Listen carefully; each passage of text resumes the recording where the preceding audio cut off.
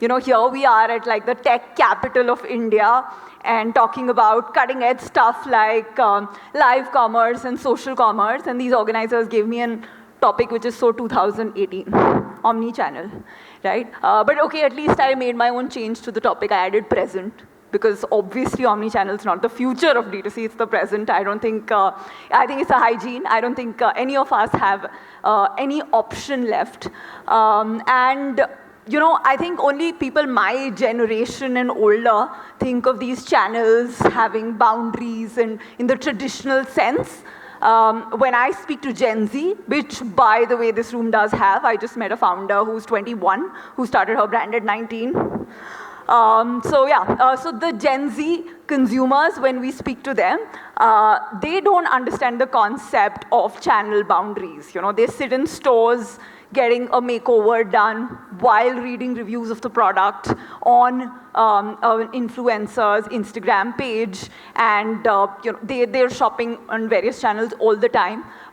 We've seen remarkably high average order values and conversion rate for all our consumers who shop us both in stores and online. So I think the concept of channels being traditionally online and offline is quite archaic. But I'll tell you our story of how we got around to really being an omni-channel brand. And I think we can call ourselves that primarily because 90% of the consumers still continue to discover sugar digitally first. Like the first point of education and awareness around the brand actually happens digitally. But about 60% of them actually shop us offline. So about 60% of our revenue this year is coming from retail. And while I put together a couple of slides of how we learned about how this made a lot of sense for us, why offline made so much sense, and why we had to become an omni-channel brand, I think those are more like hindsight. We started Sugar back in 2015 when the idea of saying I'm creating a brand which is from India for the world and for India was considered alien, and VCs would look at you like, really? I mean, Indians only want to buy international brands, and especially at a premium price point, you don't want to be seen selling stuff that's made in India. And nobody expected that D2C will become a very big category, but when you're actually, start something before the whole VC frenzy, and somebody mentioned 35,000 D2C brands are there. Before all that happens, when you launch something, the one thing that you don't have is capital. But then you have a lot of the luxury of time, and you can experiment, and you can learn stuff the hard way, and you can do right by your consumer. So we learned everything in the last 7 years of this journey of Sugar the hard way, because we did not have a lot of capital, because VCs did not think back in 2015-16 that D2C is going to become a big fundable, VC fundable category. The question was always TAM. So which brings me, TAM is target addressable market. I always say the way to a VC's heart is through TAM, because that's the first question they ask you when you walk into a meeting. And which brings me to point number 1. We started because we realized that we were forced to start because we realized that beyond the scale of 100 crore net revenue for brands which are selling to that the 100 million audience and not really able to still create products which work for the 500 million Bharat, as we spoke about in the previous panel, when you're trying to sell products to that 100 million audience in metros, the market size, you can think about how many brands have managed to cross 100 crore net revenue by being purely online in, assuming that they have a premium price point in any category. One exception, of course, is electronics, because the market size online is much higher. And of course, but in electronics, you have the industry ka gunda already here, who's going to be coming in later and speaking to all of you. But apart from that, you take any other category. And for us, especially in cosmetics, 60% of products that are sold are still unbranded, right? So fake Huda and fake Mac do way more business in India, I see Dealchair is nodding, than the originals, right? So and 85% of business is happening in retail. So the moment as a company we decide that we're not really looking at our next 2 years number, but we're looking at a brand that we're building for the next 2 decades, we have to be patient about the fact that there will be some time that a lot of these consumers will take to come online. So the first reason we actually went offline back in 2018 was because we realized that the scale online with 85% of consumers still shopping offline wasn't there. And we realized that online and offline really fueled each other, and our metrics on all channels, our conversion rates dramatically grew. Because when you have presence in stores, that is your CPM. You pay for impression when you're marketing online. That's your free CPM once you have that branding in store. And every single one of those, some days there are malls which have more than 50,000 people coming in. It's just free branding, right? So that was one of the reasons. Second reason, of course, was Facebook and Google. They have the smartest algorithms in the world. Anybody who's trying to sell on using performance marketing will realize that they will sooner or later kick up your cost of acquisition to almost as much as your average order value, right? Which is, somebody mentioned walled gardens, right? So we didn't have an option really, because as a company, we didn't have a lot of capital. We had to ensure from day one that every transaction is profitable. So even with like the gross margins that our category has, which is 70 to 80%, we realized that beyond a certain point of time, this endless cycle of trying to beat the algorithms of a Facebook and a Google were not working. And which brings me to the third reason. Again, we started in a time back in 2015 when e-commerce had the bad rap of being the discounting dumping ground, where you couldn't really build brands because everything had to be bought at an MRP X, but at a discounted price of at least a minimum 20 to 30%. The consumer would tell you on your face that 10, 15% is not even a discount. And at that time, we took a call that we're in this to build our brand for 2 decades.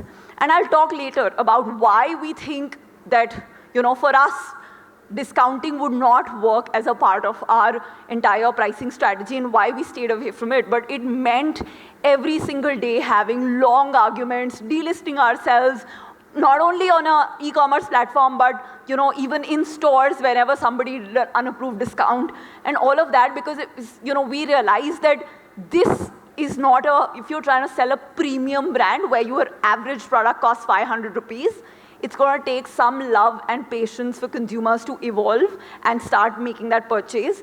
But if you get the pressure of discounting, and which was mandatory to grow faster in e-commerce, then you're actually killing that, the 10-year, 20-year aspiration that you have. And our aspiration was to be the #1 makeup brand in India, right? So for us, it was, it didn't matter whether the transaction was happening on e-commerce or offline, but that worked for us. And the last reason I'd say why we ended up starting was that we realized retail just had for us infinite operating leverage, right? Operating leverage, I feel, is a very important term for any of the D2C founders out here, because that tells you that how much for the same expense you can keep growing your revenue without paying additional variable costs. So the first 1 or 2 years of offline is always massive struggle, because you're trying to break even on that store or on that point of sale. But once that happens, barring obviously 1 in 100 years kind of scenarios like COVID, you have infinite operating leverage, because you are not really playing a CAC for every consumer that's coming in. And that's very powerful for a young brand like ours, which is saying that, okay, we're currently, our market size is these 100 million, out of which only half are women. So that's about 50 million is our market size. And that really means that per consumer, the average transaction value has to be higher, which we again realize that both the average order value offline is actually 2x for us compared to online. And conversion rate, somebody already showed, and we've seen the same numbers, is almost 10 times higher conversion percentages offline as online. So I think, for us, the brand really started taking off back in 2018 when we entered offline. And when I come back to starting to think about, why this worked for us, it comes back to a few things. I think brand is equal to trust, right? At the end of the day, people, the reason people want to pay a premium for a brand is because they don't have to doubt what is in this product, is it going to work for me, if I have an issue with it, will the person take a return, etc. And in India, there is no other shortcut. The shortest route to building trust is actually offline, because just the pure presence at premium locations brings that trust along. And I just want to share, again, that was not one of the reasons we started offline, but I just want to share this. I just found this WhatsApp conversation back from 2018 when which just indicates to you, this is my parents at one of our stores. And I remember telling my team that thanks, entrepreneurs' parents always doubt what dhanda their kid is doing is, what kind of dhanda their kid is doing until they see the dukaan in person. So I think in India, this is just to, show you that retail does bring instant trust, and that applies to all aspects. At the end of the day, look at it this way. Yes, we are, as internet users, spending 7 hours digitally, but we're leading the rest of our lives offline, right? We're present offline. So if you look at an event like this, when these events were happening online, people would push back on paying even $500 to be a part of something like this, right? But people would happily pay $10,000 to be a part of an offline event, because there is that much more trust associated with offline. The other thing which I, come back to the point that I mentioned about discounting.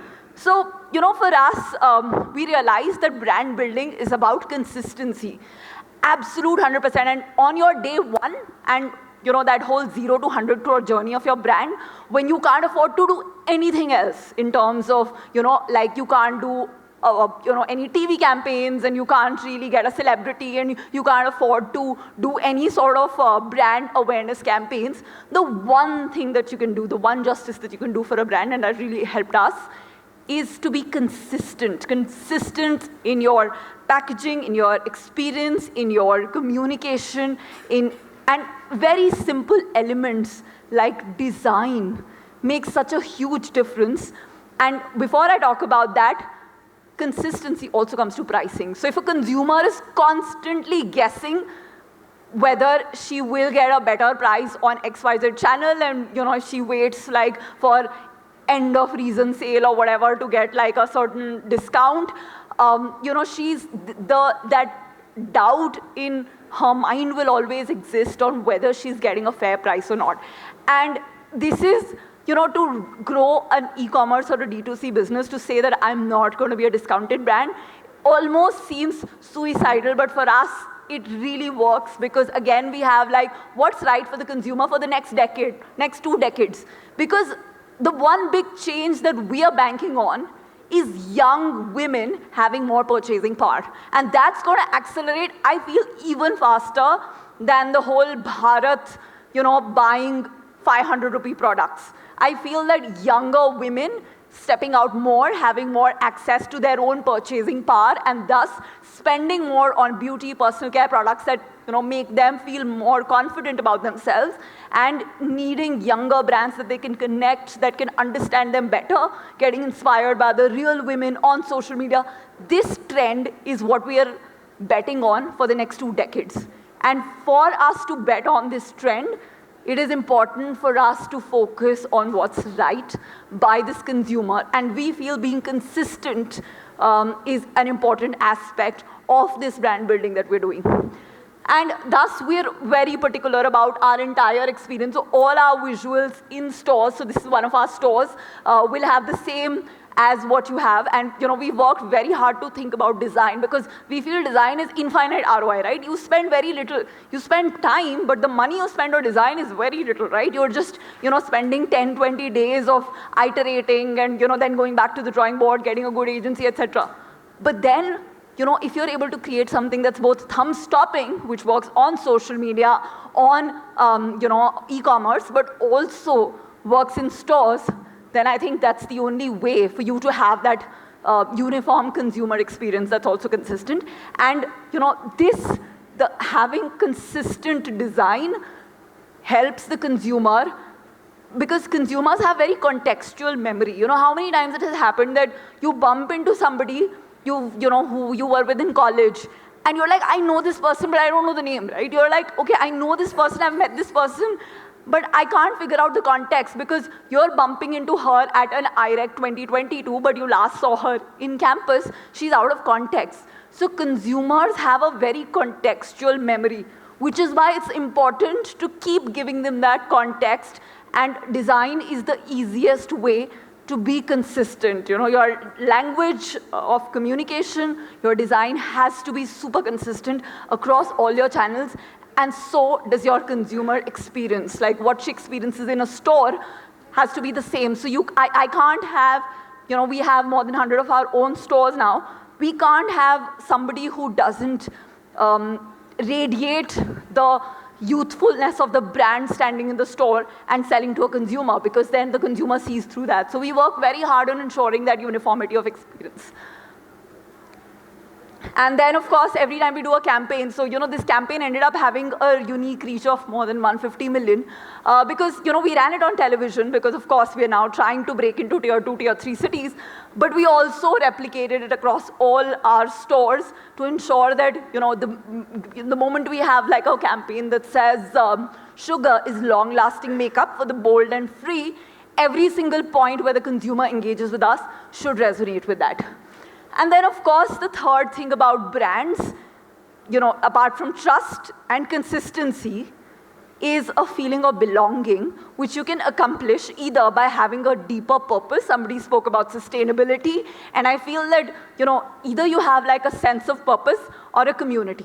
But if you're building a brand where you don't have either a purpose or a feeling of belonging through a community, then there is, you know, that premium that you get from the consumer is not going to be justified because, you know, there are 35,000 brands, right? So, you know, if you look at Amazon, there are 4,000 vitamin C serums on Amazon. They all look identical.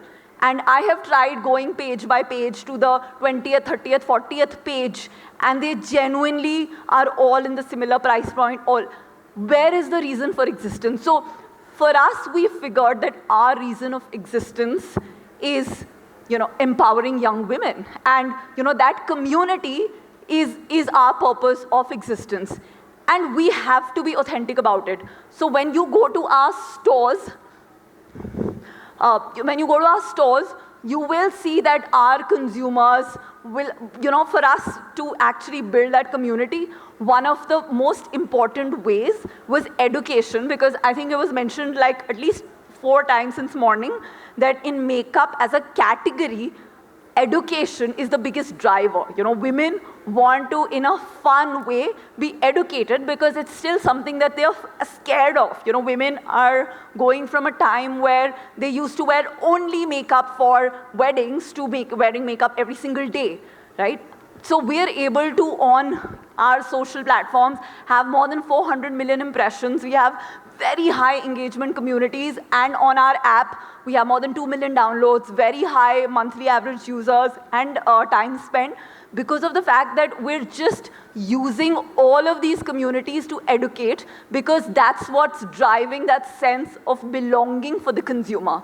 And we realize that the consumer wants authentic content on real women rather than, like, you know, just pure glossy celebrity content, which is why we started bringing them to our stores and then started creating this content in our stores. So the 100 stores that we have, we actually look at them as studios, where we also create this content that goes on our social media platforms, and that entire experience, again, of learning how to wear makeup is uniform across the various channels that we are available at. So I'll just like to leave with this quote. It's ironic that it's by the founder of Amazon, because, you know, while, you know, I think Amazon is the classic walled garden, because somebody used that phrase, I love that phrase. But I feel that, you know, offline is one of these hard things that's really very hard to do in the first 1 or 2 years. But, you know, a brand can become a brand by doing the hard things well. So if you're able to do the hard stuff well, and you're not tempted to launch the 4,000th vitamin C serum on an Amazon, you know, I think that's the only way for you to really stand out from the 35,000 brands that now exist. My co-founder had said this, and I love this line. I think it's never, with all of these enablers that I've met today in the D2C ecosystem and live commerce, social commerce, I think it's never been easier to launch a brand. But really, when you're at a time where it's never been easier to launch a brand, it is also important to remember that it's never been harder to build one. So just remember who are you building for, what are you building for, and keep that in mind when you're taking those smaller decisions on an everyday basis, because doing the hard stuff is what will matter for the next 2 decades. Yeah. Thanks.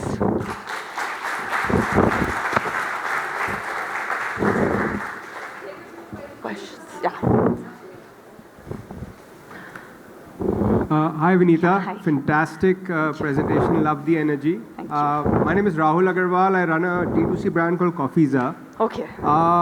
So my question is that for a young brand, like you said, trying to scale from 10 to 100, at what stage would it make sense to go offline? Because offline, yes, you can cover a micro region, but to try and cover a macro region is also quite a capital-intensive exercise, so to say. And yes, I understand how it's true. Amazon, the CAC, and is shooting up, and that's the kind of the pain point for every D2C brand today. But so, how do you justify that? Yeah, Rahul, is that I do make those pods, coffee pods? Okay, I think I've bought.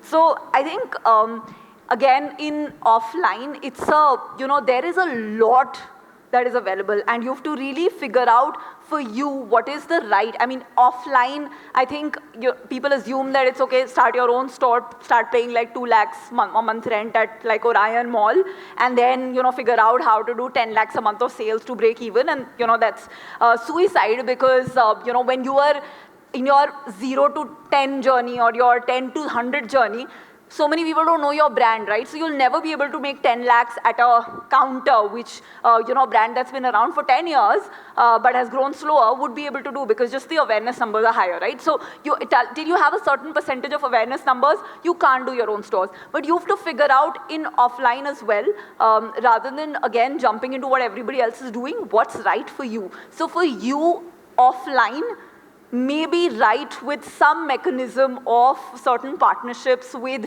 other, like cafes or, places of work which are now coming back, where there could be certain partnerships where you install those coffee machines just for sampling and, get the word out. So I feel that, offline. So for us, by the way, the secret is that, our most profitable part of offline is actually general trade.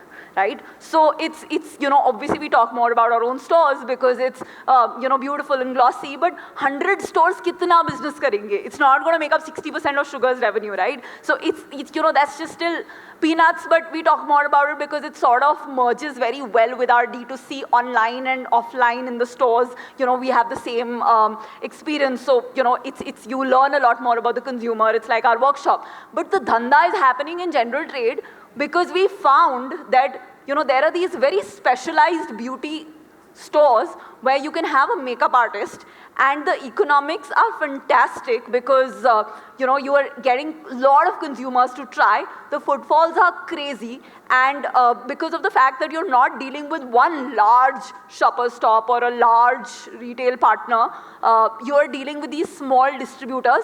You can command your terms.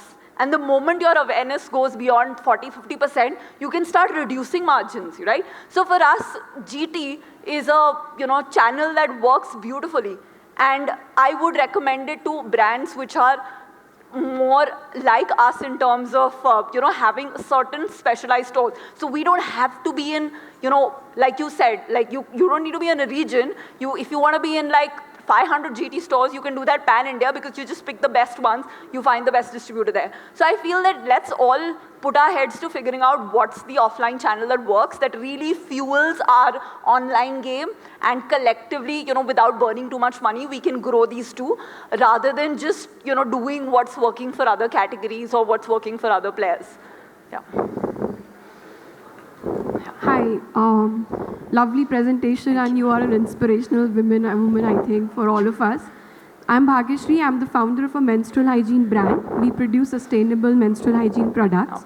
I have a question for you. Like, since you're talking about offline channel, what are the key challenges that you as a young D2C brand has faced? And was it very easy to enter the offline channels, or you faced trouble? Yeah, so for us, I think, when we first tried to get into retail back in 2016-17, we were turned back. And I think the biggest challenge that you really face in that, there's this trade-off that as a brand you have to see. When you're very small, you get screwed on your margins.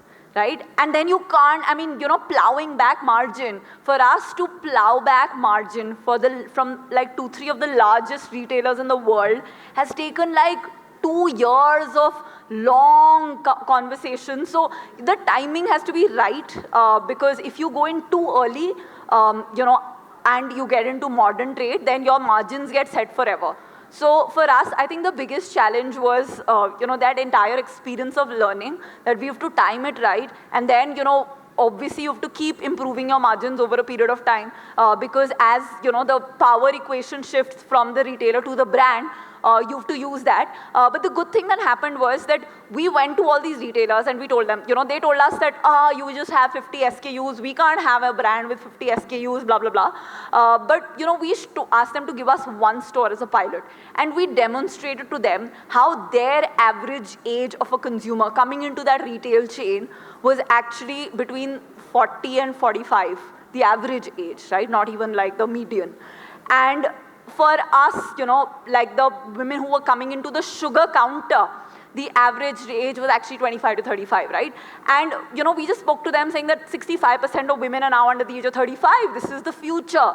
So this is for you an investment in the future.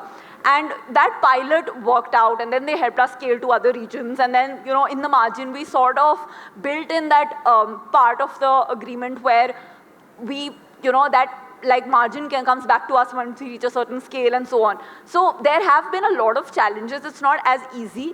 But I do feel that, we're often too scared of getting in there because it's just people, at the end of the day, the truth is that a retail doesn't have infinite number of brands which an online e-commerce player can carry, which means that again, every single brand that they carry will come with that trust. So it's worth that additional fight and effort. But again, you have to figure out what is the pain point of this retailer, which I can solve. And for a lot of D2C brands, I think, what we bring to them is the consumer of the future.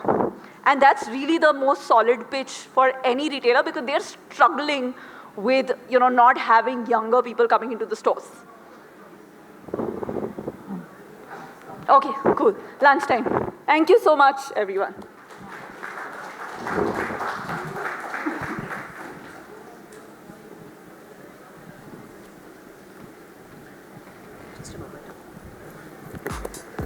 So I request Ritu Maria to kindly join us on stage to give a token of love to Vinita Singh.